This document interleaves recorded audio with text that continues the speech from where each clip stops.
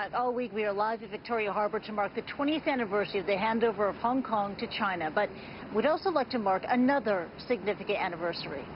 10 years ago today, the iPhone went on sale. It wasn't the first smartphone, but it was the first truly successful one and kick-started a revolution in mobile computing.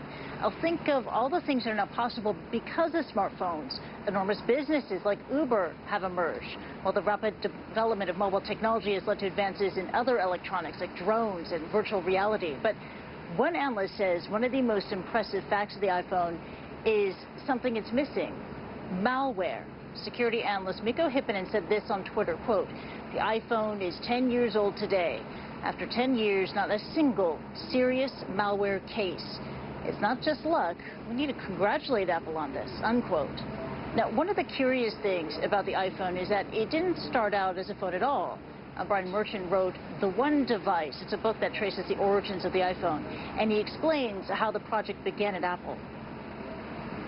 Long before there was any mention of an iPhone or any desire for Apple to build a phone, the core principles of the iPhone started coming together deep in an abandoned user testing lab inside Apple's HQ in Cupertino.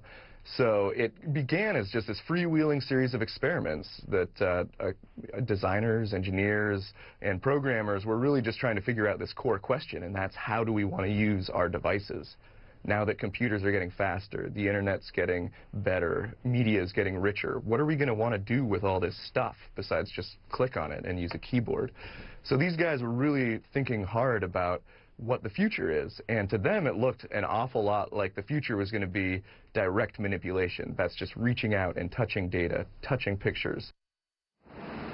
Apple has now sold over 1 billion iPhones. That makes it the most successful phone of all time.